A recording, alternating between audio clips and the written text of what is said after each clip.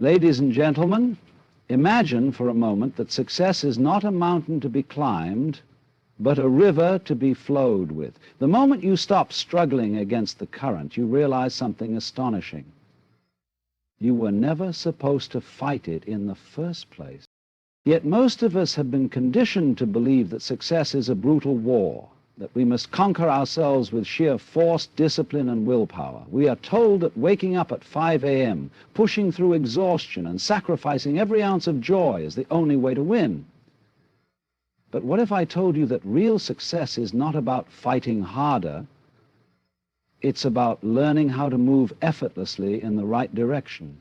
This is where habits come in, not as shackles that bind you, but as the currents that guide you. The right habits don't feel like punishments. They feel like an unfolding dance, a rhythm that aligns with the very essence of your being.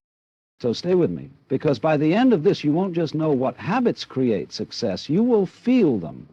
You will understand that success is not a distant place you must reach, but a way of existing, right here, right now.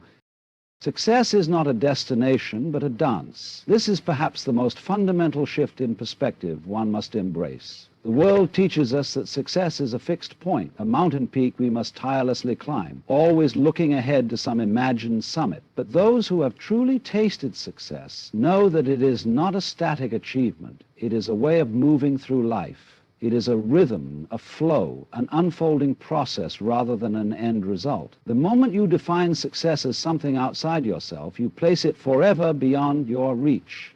You become trapped in a cycle of chasing, always running toward a horizon that recedes with every step.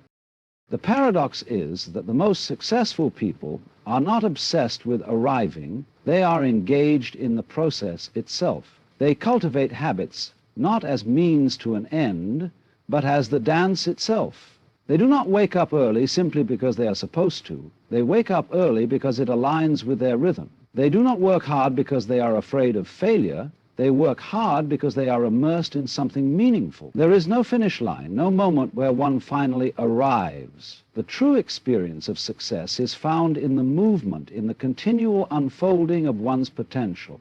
The dancer does not dance to arrive at a final step. The musician does not play to reach the last note. Success is not about reaching a destination. It is about learning how to move. The illusion of struggle is one of the greatest traps of our time. We are taught from an early age that success is something to be fought for, something that requires suffering, relentless effort, and an almost unnatural resistance to ease. We glorify struggle as if it is a necessary ingredient, believing that the more pain we endure, the greater our eventual success will be. But have you ever noticed how the most successful people seem to move through life with a certain lightness? It is not that they do not work hard, it is that their work is not a battle, it is a flow. When you examine the habits of those who thrive, you will find that they are not pushing against life, but working with it. They do not waste energy on resistance. They channel it into alignment. This is the difference between struggle and mastery. A struggling person moves chaotically, grasping at every opportunity out of fear, mistaking force for progress.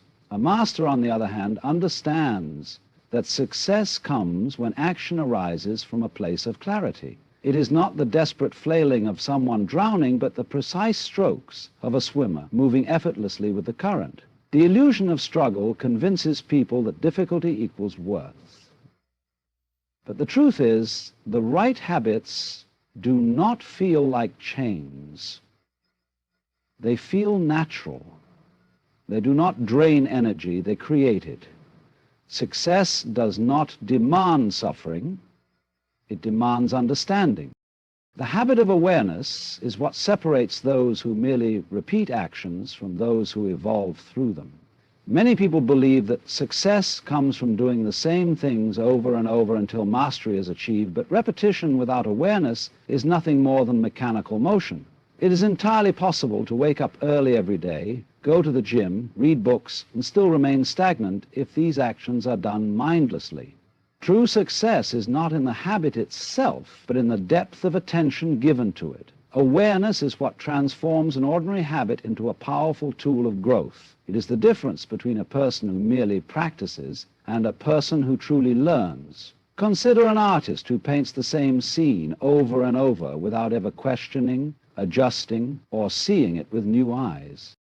Compare them to the artist, who with each brushstroke observes, refines, and deepens their understanding of color and form. The first remains stuck in routine, while the second grows with every action. This is why some people read hundreds of books but change very little, while others read a single book and transform completely. The power is not in the act itself, but in the awareness behind it. To cultivate success, one must not simply build habits, but inhabit them fully. Every repetition should be an active presence, not autopilot. It is not about how many times something is done, but how deeply it is experienced. The paradox of control is that the more you try to force success, the more elusive it becomes. People are taught that if they want something badly enough, they must grip it tightly, push harder, and impose their will upon reality. But life does not respond well to force. It moves in rhythms, in cycles, in a balance of effort and surrender.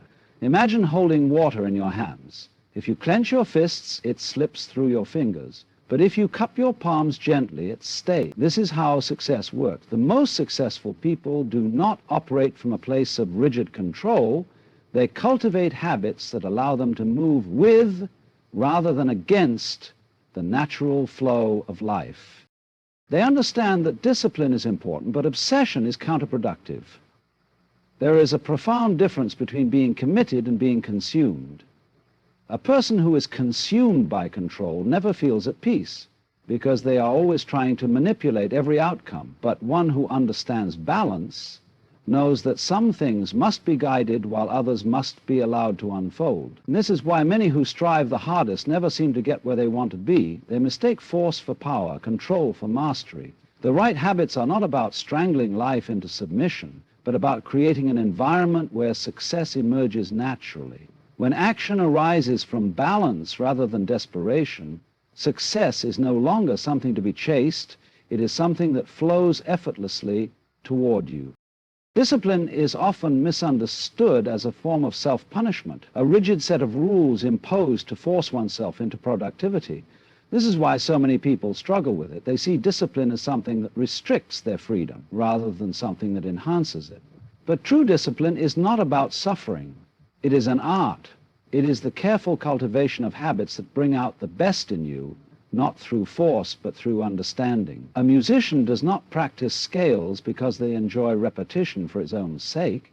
They do it because, over time, discipline dissolves into fluidity. The effort put in today becomes the effortless expression of tomorrow. In the same way, real discipline is not about waking up early simply because a book says so. It is about understanding how structuring your time creates space for creativity and growth.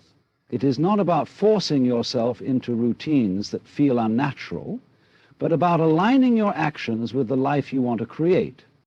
Those who resent discipline are often those who have misunderstood it.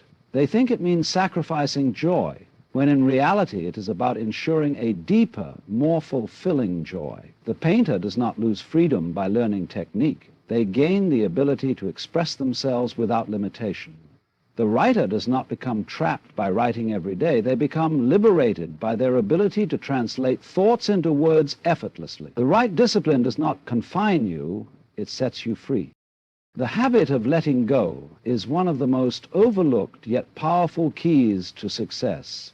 People believe that success is about accumulation, more goals, more achievements, more control.